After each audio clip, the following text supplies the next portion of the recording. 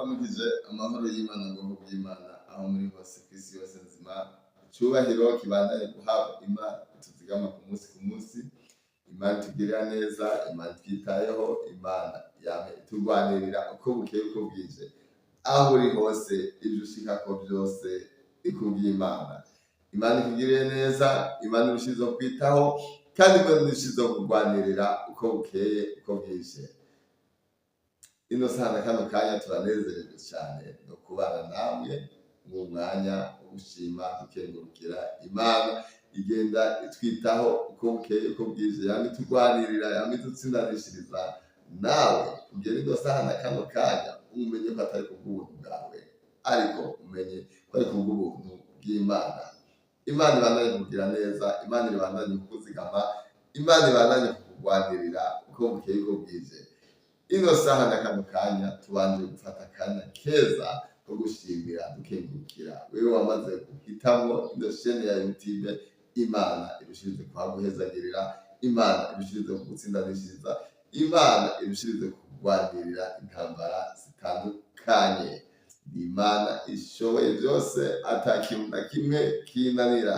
Aho uri hose wame wizigira Imana uko bukeye uko bwije, wame uyereka ivyo ukeneye, wame uyitakambira uyereka ivyo ushaka, nayo ishoboye byose nta kintu na kimwe kinanira.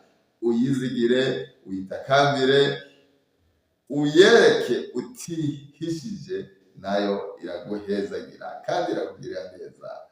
Imana twizigiye intetuye ndabizi kandi numugira neza. Ni Imana uyihamagaye itabanza kwicisha ahandi hantu, oya ni Imana ishiza ubwo nyene ikagukorera ivyo ukeneye. Imbere ya byose ubanze uyitunganire, ukore ivyo kugororoka, ukore ibinezereza, nayo irahari ku bwawe kugira ngo ibandanye ikugirira neza.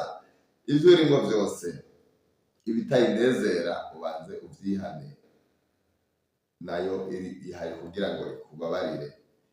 Ubanze uyereke ibikuruhije, uyereke ibikunanije kugira ngo abe ariyo iguharira. Niyo ishoboye byose nta kintu na kimwe kinanira.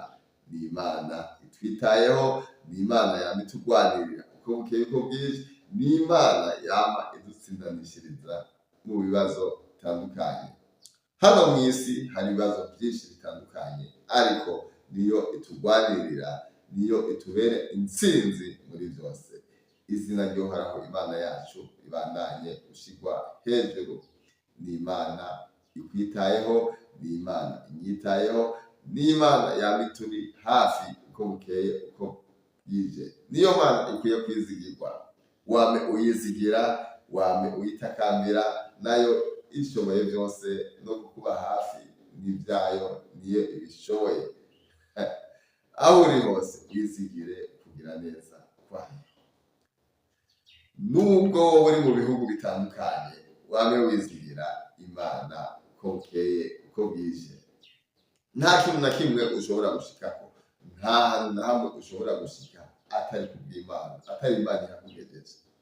Oya, nayo mpamvu uno mwanya nino saha twumva amajambo yose twovuga arayo gukenguruka, arayo gushimira Imana, arayo gushima uko Imana igenda itugirira ku munsi. Bamwe hariho abantu usanga bizigira imikogote yabo, abandi bakizigira amafarasi, abandi bakizigira amatungo yabo, ariko wewe nanje twizigire Uhoraho Imana yacu. Ni Imana ishoboye byose atakintu na kimwe kinanira. Shima, uyikengurukire, uyitabaze uri mu bibazo, nayo irakumva.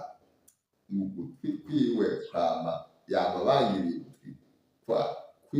ugutwi kwayo kwama kubangiriwe abayisaba bayigororokeye. Niba wumva uyigororokeye ibyo uriko urayisaba, umenye ko ivyumva iravyumva. Imana irushize kugira neza, Imana irushize kwitaho, kandi Imana irushize kuguhuza n'abantu bazima. Hariho umuntu ushobora guhura kuko yuzuye ubuntu bw'Imana n'ibibazo wari ufise bigaca bihera. Hariho n'ubundi mushobora guhura ukisanga ahandi hantu mu vyaha bitandukanye, ariko ndagusabira ino saha na kano kanya Imana iguhuze n'abantu bazima. Sinzi ko ritahure iri jambo, Imana iguhuze n'abantu bazima. Hari umuntu ushobora guhura nawe ukisanga mu bintu vy'ibintazi bitanezera Imana, n'ikindi gihe Imana iguhuza n'umuntu ukisanga mu buryo bwo kuvuga ubutumwa cyangwa mu buryo bwo gukora ibintu vyiza binezera Imana. Rero ndagusabira Imana iguhuze n'abantu bazima, umuntu muzima, umuntu yubaha Imana, umuntu ivyo akora vyose avyereka Imana. Uwo muntu Imana iguhuze nawe, kuko mw'ico gihe muzovamwo ikintu gikomeye. Imana ikurinde abantu bakujana mu bintazi, ariko iguhuze n'umuntu muzima. Imana ikugiriye neza, Imana irushizeho kwitaho, kandi Imana irushizeho kurwanirira, irushizeho guha intsinzi muri ino si, kugira ngo uzubone kurangiza urugendo rwawe amahoro. Ndizera ino video ishikiriye mwese aho muri, ariko mu kurangiza no kwibukanya kwama dushima dukengurukira Imana uko bukeye uko bwije. Aho uri hose, ivyo ucamwo vyose, wame ushima ukengurukira Imana. Icete Pawulo, Petero wa mbere igice ca 5 umurongo w'indwi. Uwo murongo wama umfasha cane, ati muyikorere amaganya yanyu yose kuko ibababara. Niba ufise ibibazo bitandukanye, niba ufise ivyo ushaka kubwira Imana, yibwire uyereke ibibazo vyawe niyo ikubabaye. Muyikorere amaganya yanyu yose kuko ibababara. Ni Imana twitayeho, ni Imana yama iturwanirira uko bukeye uko bwije. Nta kintu na kimwe ushobora gushikako atariyo ikigejejeko. Izina ry'Uhoraho Imana yacu ibandanye gushirwa hejuru. Imana ikugiriye neza, kandi Imana irushizeho kwitaho. Nawe wamaze gufyonda subscribe, Imana iguhezagira kw'ino chaîne ya YouTube.